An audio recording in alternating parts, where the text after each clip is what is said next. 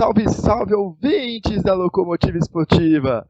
Tá começando mais um podcast LE e hoje eu tenho dois convidados muito especiais aqui.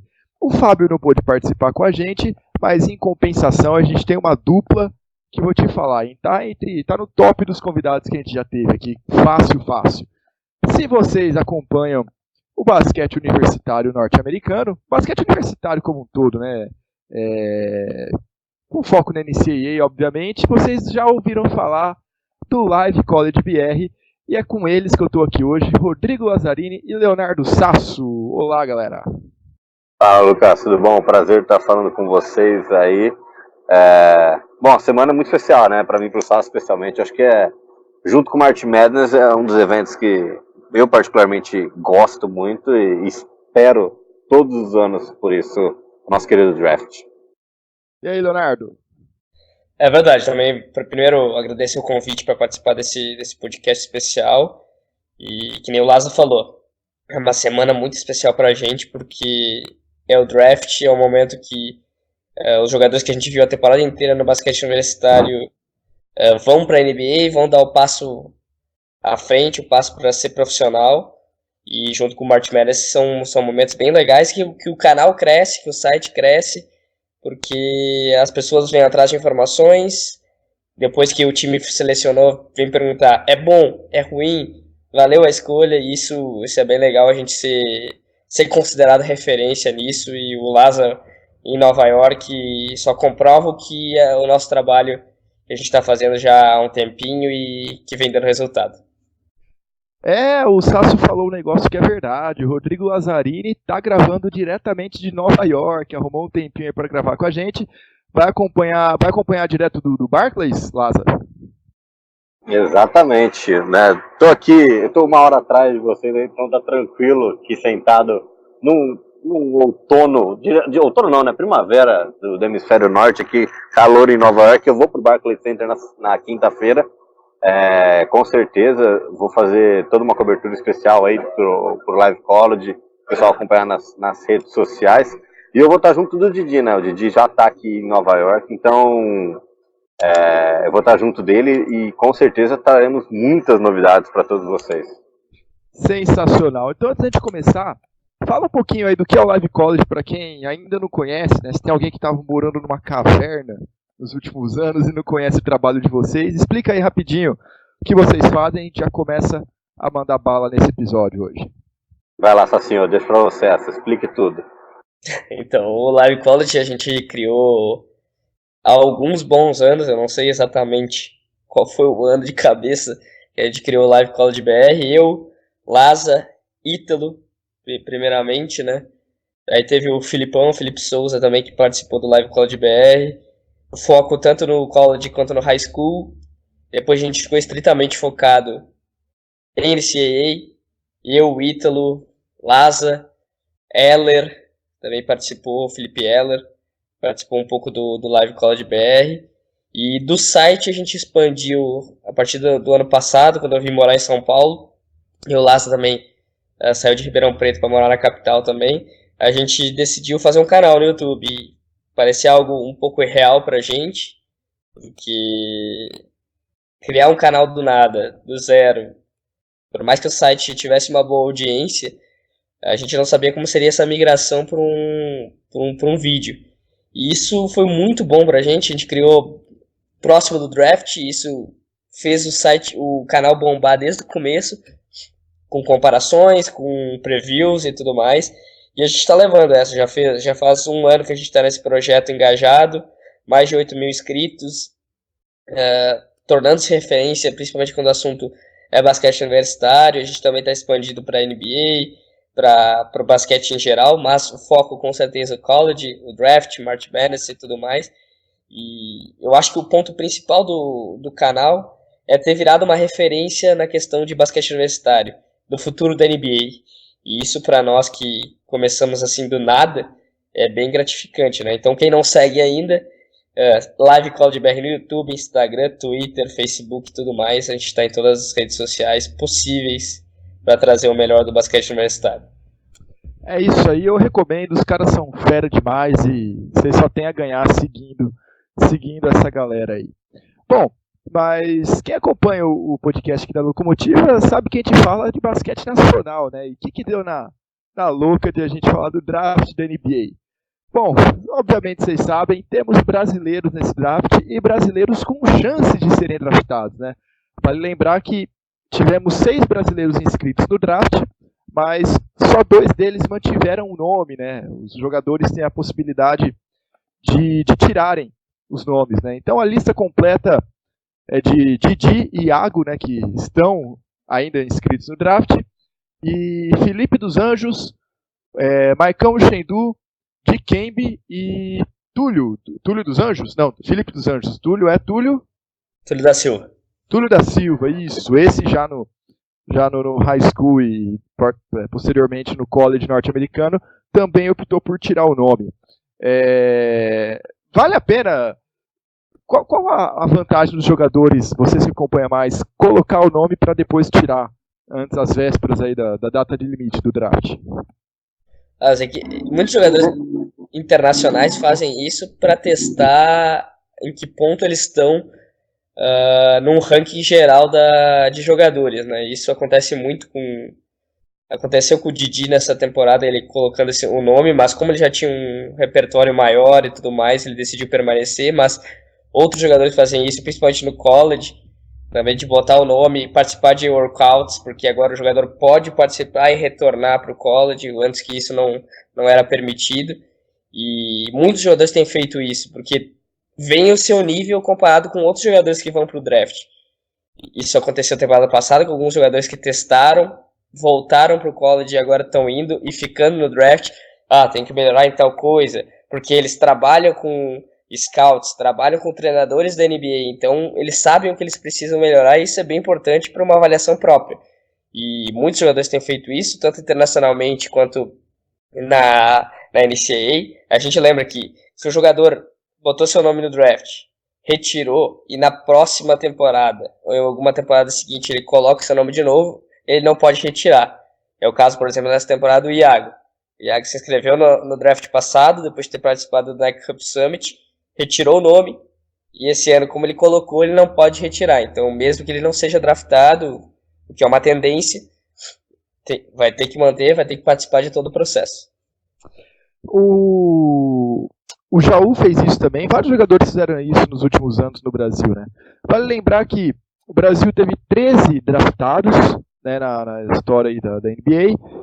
Nem todos chegaram a jogar na NBA, né? O próprio Oscar Schmidt foi draftado, o Paulão Prestes foi draftado e não jogaram pela NBA. Mas a gente também teve outros que chegaram por outras vias, né? Como é o caso, por exemplo, do Felício, do Alex Garcia, que chegaram como agentes livres. Então a gente está brigando aí para ter o 14º brasileiro draftado. O último foi o Bruno Caboclo em 2014. Vou falar um pouquinho aqui das médias da última temporada. Apesar disso não ser levado muito em conta, né, gente, as médias efetivas, né, os números que os jogadores tiveram nos seus respectivos clubes, principalmente os internacionais, mas vamos ficar aqui a título de curiosidade. O Didi pelo Franca, no NBB, disputou 33 jogos, teve 9,7 minutos de média, 9,7 pontos de média, perdão, em 19 minutos por jogo, 2,8 rebotes e uma assistência. É o que tem mais chance, né, gente?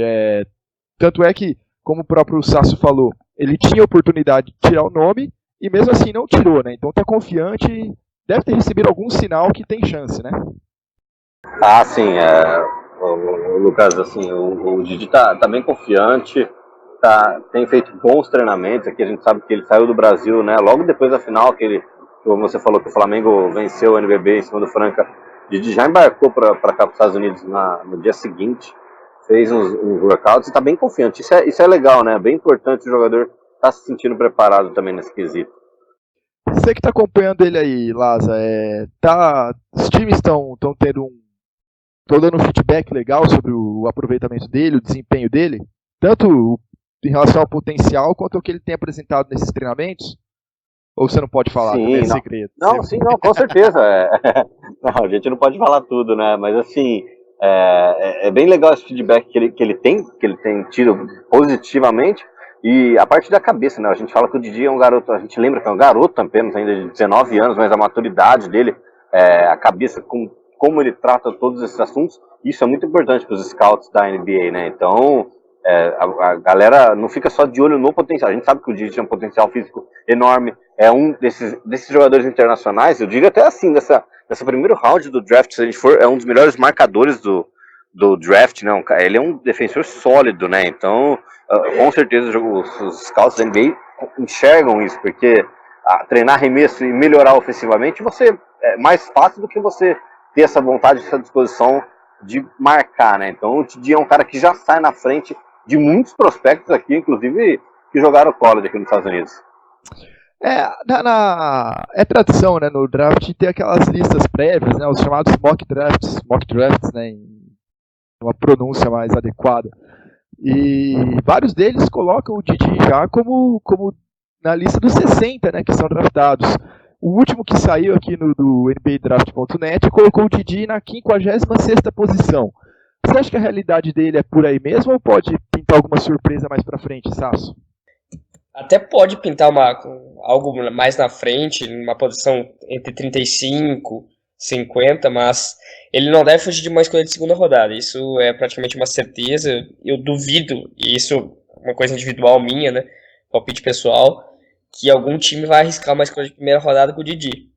Não por demérito dele, mas porque tem jogadores que são mais comprovados, tem uma demonstração maior, tanto na NCAA quanto internacionalmente, como o caso do Bitadze, do Doumbouya, do Samanit, que devem ser os jogadores internacionais que devem sair na primeira rodada. Então o Didi deve sair entre a posição 35, que já seria algo fantástico, até o final do draft.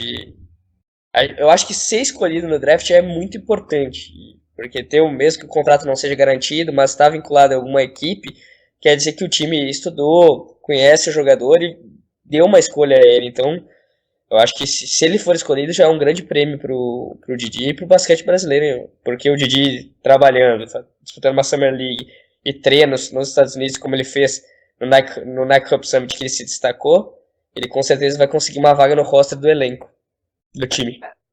Não, e também pode acontecer dele estar vinculado ao time e ser aproveitado alguns anos depois, né? O próprio Raulzinho aconteceu isso, né? Ele foi draftado em 2013 e ele entrou alguns anos depois ele foi draftado pelo Hawks e entrou alguns anos depois pelo Utah Jazz, né? Também é uma possibilidade. Exato, e é muito importante isso, né, Lucas? Assim, até para o desenvolvimento do atleta, porque a gente sabe que jogar na NBA, um dia, na posição do Didi ali, num dia ele vai marcar um Kevin Durant, outro dia ele vai marcar um Paul George, outro dia ele vai marcar o LeBron James, que são caras que estão prontos. É óbvio que a gente sabe da rotação dos elencos, só estou exemplificando isso, mas para o pessoal entender, né, que o quão é importante ele adquirir essa maturidade dele, jogando, por exemplo, um ano na Europa, né? Você falou muito bem do que o Raulzinho fez, que é o famoso stash que a gente fala, né? Que o time, quando seleciona o jogador no draft, começa a ter os direitos, né? Possui os direitos do jogador, mas acaba emprestando ele. E acha que depende do time ou já é algo mais direcionado isso no caso do Didi, por exemplo, nessa temporada, nesse draft? Você acha que dá para pegar alguma vaga, ou depende do que ele fizer na Summer League? Quais são as variáveis aí pro futuro do Marcos Lousada?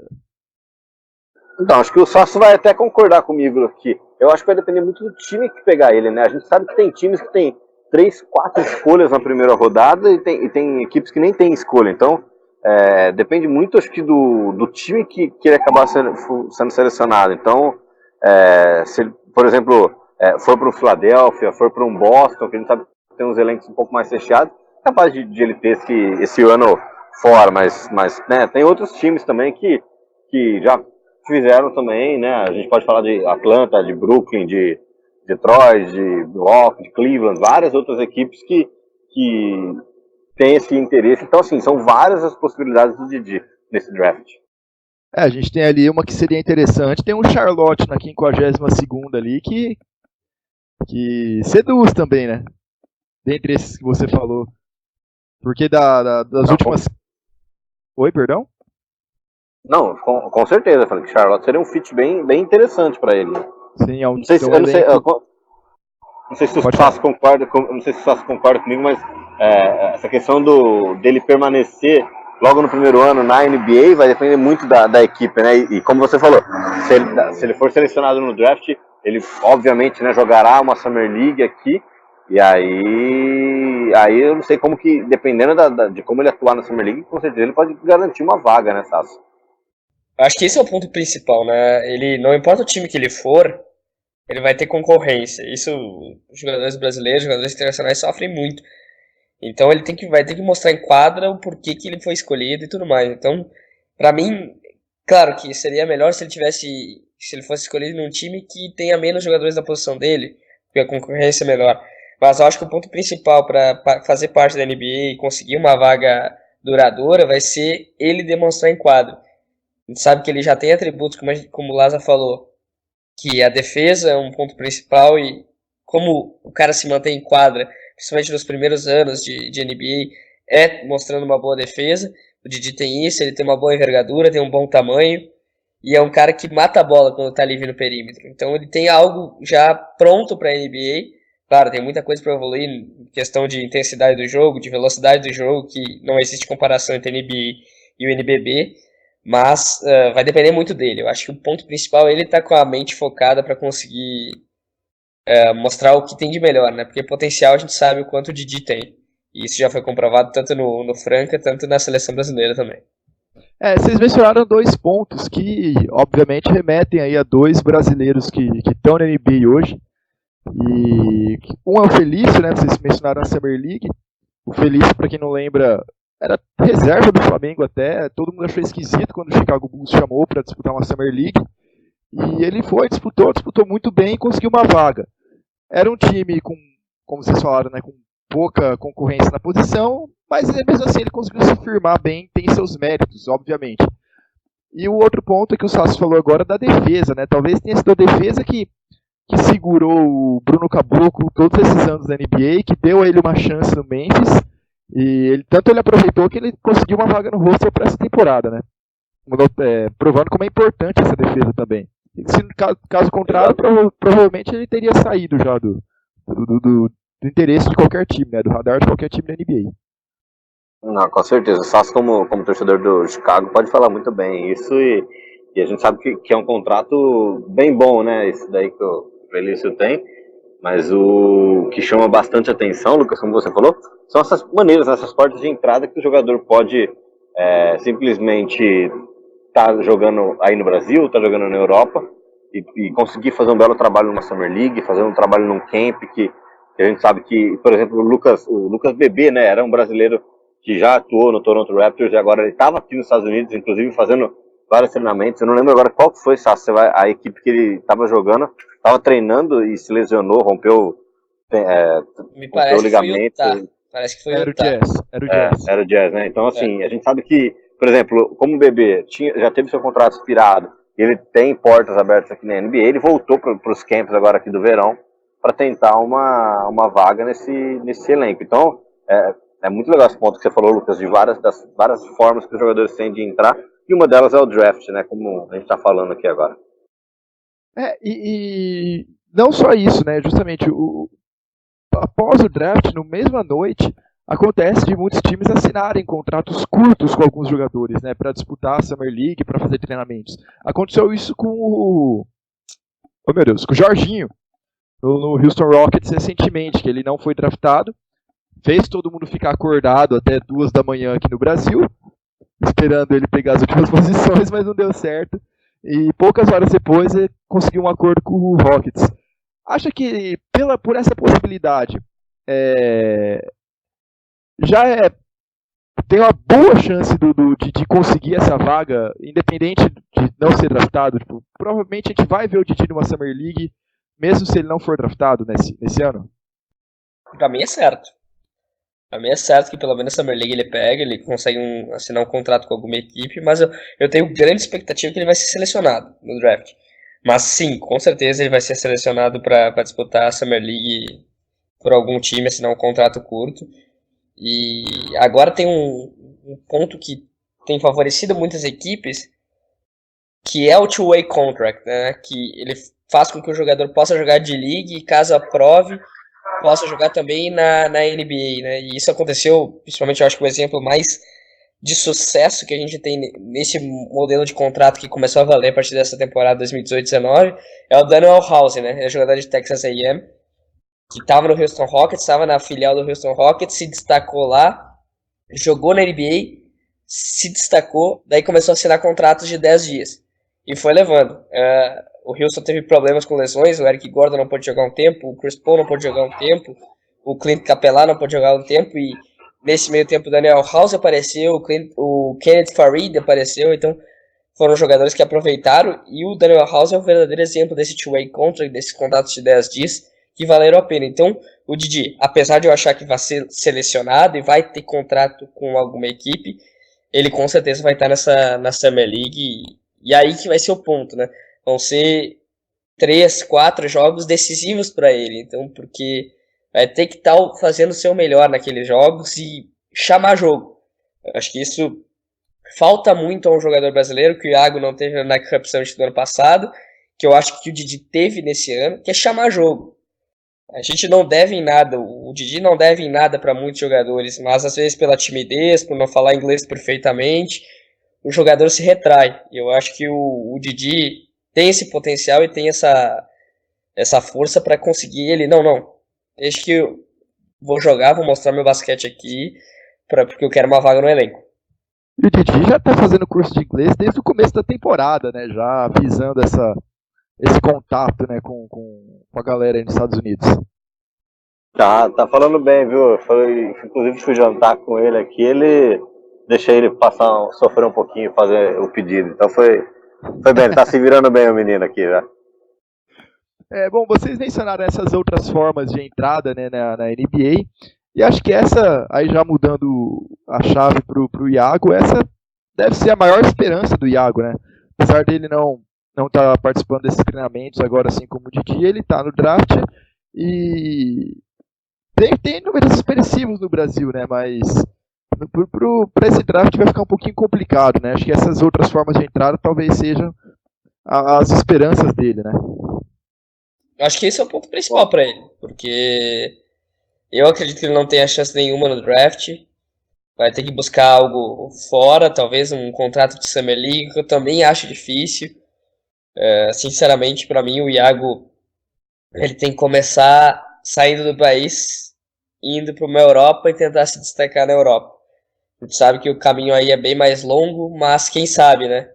Vai ele, há alguns anos, aparecer na NBA. A gente vê um exemplo, por exemplo, Campasso, que é um cara que saiu da Liga Argentina, foi para a Europa, começou a galgar o espaço na Europa e hoje é um dos grandes destaques, se não o maior destaque do Real Madrid, e ainda não foi para a NBA, então a gente sabe o quanto é difícil de chegar lá. O Iago sim tem um longo caminho para percorrer, porque não é fácil, então se ele não conseguir uma vaga em Summer League, ele vai ter que galgar esse espaço bem, bem longo. Mas se ele conseguisse um convite para disputar uma Summer League, daí nos poucos minutos que ele vai ter em quadra, conseguir chamar atenção nos treinos, com um trabalho forte e tudo mais, tentar chamar a atenção dos treinadores, dos scouts em geral. Mas é difícil, é uma situação bem mais complicada, porque o momento dele era no draft passado, era no Nike Cup Summit, e ele não conseguiu chamar tanta atenção, e isso fica bastante feito para todos os scouts, sabendo que o jogador não chamou atenção, pode evoluir, mas não é tudo aquilo que eles esperavam. Então vamos ver, vamos torcer que ele consiga algo, mas é bem mais complicado para o segundo brasileiro que está disponível para ser selecionado nesse draft. A gente olha para o Iago e, obviamente, o primeiro empecilho que a gente vê no Iago em relação aos demais jogadores é a altura, certo? O Iago, segundo o site da Liga, tem 1,70 e pouco, 1,70 alguma coisa, e até por conta da altura, muita gente chamava ele de Isaiah Thomas brasileiro, né? Brincava, tinha essa brincadeira, mas a altura é um grande empecilho, mas é só isso mesmo? O que teria como contornar esse problema no caso dele? Eu acho que até não teria, dá mais viu, pra crescer, né? Crescer ele não vai crescer mais não. Eu acho que até teria, assim, é um cara que, como o Sassi falou de chamar o jogo, a gente sabe que o Iago muitas vezes no paulistano era o cara que ia decidir o jogo, era o cara que ia decidir uma jogada. Então, eu acho que o que falta um pouco pro Iago também, às vezes essa atitude de querer chamar o jogo. A gente sabe da idade, da pouca idade dele. São meninos jovens que vão se desenvolver muito, é o futuro. O Iago vai estar na Copa do Mundo com a seleção também. A gente lembra que tem essa competição agora no final de agosto, então vai ser bem importante para ele também. Mas eu vejo que o Iago, assim, a questão, por exemplo, comparando com o Didi, óbvio, não na mesma posição, mas a defesa do Didi é uma coisa que é bem superior ao do Iago. Então, tendo alguns quesitos a mais, o Iago poderia até tentar uma Summer League, alguma coisa. A gente sabe que o físico dele também, comparado à NBA, como aquilo que eu já falei, né, do Didi enfrentar grandes jogadores numa noite, cada dia numa noite na NBA, o Iago sofreria com os mesmos problemas, e eu acredito que muito mais ainda por conta, principalmente, da altura dele. Teria que marcar um Stephen Curry, um Chris Paul, um Kyrie Irving, não ia ser fácil também, né? Toda noite ia ser complicado, né? Não tem perna para isso. Mas tem essa possibilidade. Até a Copa do Mundo vai ser depois das Summer Leagues, mas também é uma vitrine internacional, né? Que, querendo ou não, vai ter muita gente de olho e pode ajudar para no futuro, quem sabe, uma vaga na Europa, alguma coisa assim. Mas... Com certeza. Se eu não me engano, a Summer League começa dia 21 de julho, 21 de julho, 22, depende, a de Las Vegas, né, que é a maior que tem, que a gente lembra que são 3 edições, né, tem a edição de Orlando, tem a edição de Utah e a edição de Las Vegas. A de Las Vegas é onde a maioria dos times estão, e se eu não me engano é 21 de julho que começa, e a preparação da seleção começa basicamente, acho que nessa mesma semana. Então, assim, o Didi e o Iago teriam que ver aí como que o nosso queridíssimo Petrovic resolveria essa questão. Que acho que dá um ponto bem interessante, né, Sassi? Porque a preparação do Brasil para a Copa do Mundo vai ter um período bom, né? Eu acredito que seja uns 20, 30 dias de preparação, não sei exatamente como é que está o cronograma do Brasil. E com certeza o Didi, se for selecionado, participando da Summer League, ele vai perder boa parte dessa preparação, vai chegar na reta final. Então é um ponto que vai ser... Eu nem sei se o time que selecionar eles, dependendo dos planos que tem pro Didi, se vai liberar ele para a Copa do Mundo. E a gente sabe o quanto é difícil. O Brasil já sofreu muito isso em Copas do Mundo. Em Olimpíadas até fica um pouco mais fácil, mas como é difícil de conseguir liberar jogadores da NBA, né? Por questão de seguro, por questão de liberação mesmo, ainda mais um cara que é rookie, que é calouro.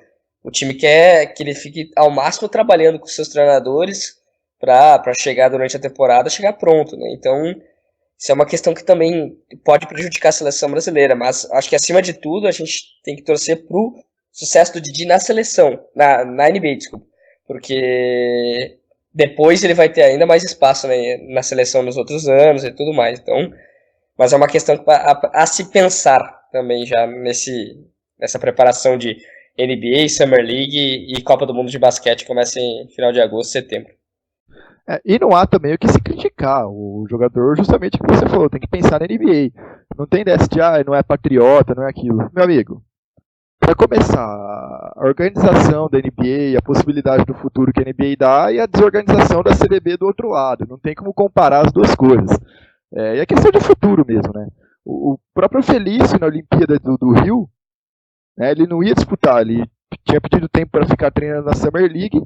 É que 5 dias antes da Olimpíada, o que machucou? O Splitter machucou, e aí o Felício foi de última hora, mas também não ia.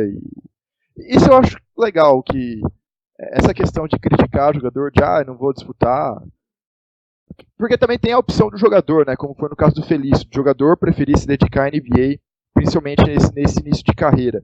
Isso já está um pouco mais pacificado do que antigamente, né, na torcida brasileira como um todo.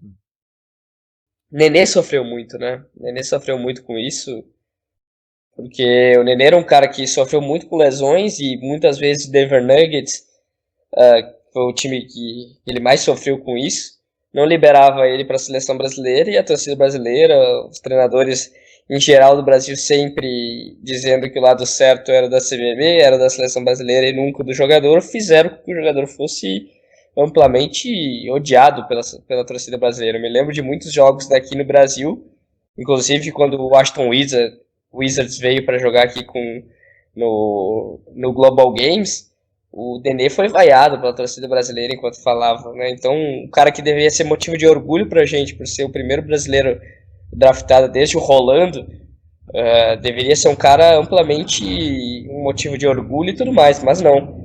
Foi um motivo de vaias e tudo mais por conta de não poder ou às vezes não querer por focar no seu trabalho, que a NBA é o trabalho dele, ele serve a seleção porque é um orgulho, é o patriotismo e tudo mais, mas o foco é no trabalho, é quem te paga e o Nenê sofreu com isso, com esse ódio da torcida brasileira por jogadores que preferem a NBA ao disputar torneios pela seleção.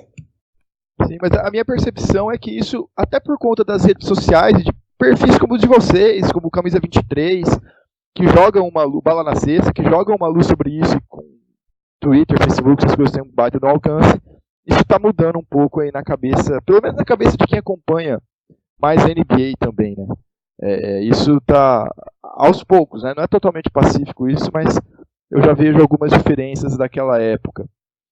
E só para fechar essa primeira parte aqui, a gente pega os números e o desempenho do Iago no NBB e pegar o do Didi, não tem comparação, certo? O Iago, apesar de ser posições diferentes, o Iago tem quase 100 jogos, sempre com destaque, é um dos principais nomes do Paulistano e do campeonato também, por que não? E o Didi ainda, mesmo em Franca, com todas essas finais que disputou, ainda vem do banco, está numa curva de crescimento muito mais, como é que eu posso dizer, muito mais nítida que a do Iago. Mas os números do Iago são muito mais sólidos, e isso esbarra justamente naquilo que a gente falou no começo, né?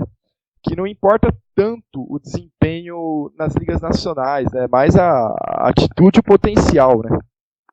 Que os scouts olham quando tentam fazer os prospectos dos jogadores. Não, com certeza, não é à toa que alguns dos jogadores que vêm para cá para os Estados Unidos tentam muito conversar e falar realmente a língua do basquete norte-americano, mas eles não conseguem se desenvolver, né? Então, assim, a gente sabe como que jogar na NBA é muito difícil. Bom, então, para fechar aqui, fazer uma brincadeira. Primeiro, ignorando o draft, qual time você acha, Laza, depois do Sasso, que seria um time muito legal pro Didi entrar? Falando principalmente do Didi, que é quem tem mais chances. Independente do draft, qual seria um time legal, de acordo com o roster que os times têm hoje, né? Porque ainda pode rolar trocas e tal. Um time bom para desenvolver, que teria expectativa de um certo espaço, pelo menos. Cara, eu acho que é um time que quase ninguém tá falando é do Atlanta Hawks, né? Eu acho que se ele fosse draftado pelo Atlanta, seria uma peça bem interessante. E como que ele se comportaria, né? Jogando, por exemplo, com o Trae Young, que a gente sabe que é um cara que é um playmaker que consegue envolver todos os jogadores do time. A gente sempre tem Kevin Huerter lá, que chegou para ser um gatilho nato. Então, acho que o Atlanta seria um ótimo jogador, um ótimo lugar para o Didi começar os trabalhos aqui na NBA. Pensando no draft, porque o Atlanta tem 6 escolhas nesse ano, né? 6, 7, 6. Exato, é o time que mais tem escolha, tem a 8 e a 10, essa 8 e 10 deles aí no primeiro round é uma coisa fantástica, né? Se eles quiserem, eu acho que eles podem até juntar as duas, fazer uma oferta por coisa melhor, ou podem dar um trade down para conseguir também algo que eles consigam, como eu posso falar, sintetizar em uma troca de um jogador mais pronto, ou até de algum veterano que venha por virtude de se tornar free agent no mercado. Então, o Atlanta está com a faca e o queijo na mão. O Sasso sugeriu no Twitter trocar pela 4 do Pelicans, hein? Pra mim é uma das escolhas um dos movimentos que mais seria interessante tanto pro Pelicans quanto pro Hawks. Porque o Pelicans poderia conseguir uma escolha 8 e 17, 10 e 17, pegar 2 jogadores com alto potencial, como o Nasir Little, como o Bol Bol. Eu vejo com bons olhos para os dois, tanto para Atlanta Hawks quanto para o Pelicans essa troca. Mas falando do Didi especificamente, Atlanta Hawks é um bom time, gosto do palpite e do desejo do Laz. Mas eu ia de Golden State Warriors. Acho que o Didi encaixaria nesse time. Primeiro porque ele teria espaço, um elenco que, pensando que vai retornar todo mundo, Kevin Durant, Klay Thompson, que são os dois jogadores que são free agents, boa parte do cap salarial vai embora. Então o time vai ficar na luxury tax quase certeza, não vai ter muita coisa para contratar, vai ser jogadores como Jerebico, Quinn Cook, que a gente sabe que foi assim que foi modelado o time dos Warriors. E o Didi, um cara que é 3&D, que pode marcar várias posições, 1, 2, 3, é um bom arremessador do perímetro e vai ter a única função de arremessar paradinho do canto da quadra. Eu acho que o Didi encaixaria e até conseguiria ter minutagem, principalmente na temporada regular, já desde o seu primeiro ano. Até porque vale lembrar que não vai ter Klay Thompson e nem Durant por muito tempo, quiçá pela temporada inteira, né? Exatamente, isso faria com que ele teria uma minutagem interessante até, porque Quinn Cook talvez até vá ser titular nesse time, então é incrível. Iguodala também. Um pouquinho Então, mais claro. isso, exato. Então, quem sabe, né? Se acontecesse isso, ia ser bem legal. É uma interessante, né? Pouca gente realmente fala do Golden State, né? Até por conta de todo o status que tem. Mas esse é um time bem desfigurado nesse ano. Para se desenvolver seria também uma boa, como o Sasso falou, teria espaço já, né? Cara, é verdade. Eu mesmo não tinha pensado. O Sasso tá abrindo meus horizontes agora, hein? Lucas, o Sasso é um cara diferenciado, velho. Sasso é o cara. Quando você começa a conviver com o Leonardo Sasso, sua vida muda, te garanto isso, viu? O Sasso foi meu colega de faculdade por uma semana. Até eu me transferir. Grande momento de Lucas, né, o cara ficou uma semana na faculdade. Depois ele se transferiu. Então a gente foi brevemente aí companheiro de faculdade. E a gente falou do Atlanta, né, que tem 6 escolhas. O Golden State tem ali a 58ª, né? Só voltando naquele negócio que eu falei do mock draft, são previsões, obviamente, que nunca sai 100%, muito pelo contrário, a porcentagem de acerto ali é muito pequena, principalmente conforme vai avançando, né? Na segunda rodada. Segunda rodada é impossível de acertar, né? É impossível de acertar. A gente faz mock draft todo ano, mas a gente para de acertar na 7ª, 8ª escolha aí, sempre tem um time para fazer alguma loucura e já ferrar com todo o nosso mock draft. Justamente. No mock draft que saiu hoje, o Didi tá no Clippers. Tá no 56ª. É uma pick que já passou pela NBA inteira, né? Já foi do Portland, do Magic, do Detroit, foi de todo mundo. E é do Clippers hoje. Seria interessante, considerando que esse draft acertou, cravou, por sorte aí. Seria uma boa? Pra mim sim, porque o Clippers é outro time que tá em plena evolução. A gente viu como foi um time que preservou e que tentou ao máximo jogo coletivo. Seria um bom lugar para evoluir, né? Porque o Doc Rivers é um grande treinador, já foi campeão, já tem experiência de título. Mas é que nem eu falei, para mim, eu acho que o ponto principal é o Didi. Não importa o time que ele vá, ele vai ter que mostrar o basquete que ele tem, vai ter que mostrar um bom trabalho, uma boa evolução durante os treinos. E vamos ver, esse mock draft, os mock drafts vão mudar muito, ainda principalmente na segunda rodada. A gente vê muita mudança. O cara que cravar a segunda rodada inteira, eu acho que é mais impossível do que acertar o March Madness inteiro, de tanta dificuldade que tem. Não, é praticamente impossível, é muito louco, até porque já seria difícil se fosse certo que os 60 draftados seriam 60 do mock drafts, né? E muitas vezes isso muda, quem tá no mock draft não entra outros e tal. Se fosse 60 já seria, mas como é aberto, então nem se fala. Bom, e às vezes sempre tem uns loucos que aparecem aí que não tá nem entre os 100 listados. A gente, né, obviamente que a gente estuda e acompanha muitos jogadores que a gente, por exemplo, não acompanha no college, a gente estuda para saber falar e poder falar com alguma propriedade, mas aí vem várias trocas e vários caras loucos que aparecem do nada aí, a gente fica sempre surpreso. Sim, isso é muito legal, né? E vale lembrar também que existem as trocas entre os times, né? Que às vezes fazem trocas de escolhas no draft, né? Então, mesmo as posições que a gente vê hoje, tipo, a primeira é do Orleans, a segunda é do Memphis, a terceira é do New York, isso muda na noite, né? Na própria noite, às vezes tem trocas. Então, uma caixinha de surpresa, realmente, é o que o Sasso falou. O negócio é o Didi entrar. Aí, depois que entrar, a gente faz as outras análises mais detalhadas, né? O draft vai ser que horas mesmo aqui no Brasil? 8 da noite no Brasil. 7 horas 8 aqui. da noite. Mais dura, né? Pra quem nunca acompanhou, é um negócio que vai até de madrugada. É uma festa, Fácil, né? é uma festa. Estarei no Barclays Center a partir do meio-dia já. Então, quem quiser saber de bastidores e tudo, @LiveCollegeBR nas redes sociais. Já estarei lá desde o início da tarde, aguardando os jogadores chegarem, familiares, aqueles torcedores malucos que vão lá para vaiar o Aaron Silver. Vai ser um dia bem intenso. E vai ser só no Live College ou no seu também? Não, no meu também. Com certeza estaremos em todos os lugares. Lazo Oficial, sigam esse Instagram. O Leonardo Sasso adora ele. Repita. Laza Oficial. Não tem Instagram mais fácil que esse, né? Desculpa. Instagram, cara. Esse é o maior Instagram da história. Esse Instagram já participou de grandes vídeos do YouTube. Justamente, isso é uma piada aqui. Eu não aguentei, eu tive que fazer. Piada interna, a gente mantém essa piada interna. Não, vamos manter interna, é melhor pra todo mundo, vai. Bom, galera, mas eu agradeço de verdade a participação de vocês. Acho que o esquema realmente é torcer aí pro Didi, torcer pro Iago, apesar de ser um pouco mais complicado, mas torcer também pro Iago. Porque nunca se sabe, né? Vai que dá louca no gerente e vem alguém. E chama o Iago também. Dois brasileiros no mesmo draft nunca rolou, né? Eu acho. Rolou sim. Acabou com o bebê, não foi? Acabou com o bebê? O do Lucas Bebê. Raul e Bebê.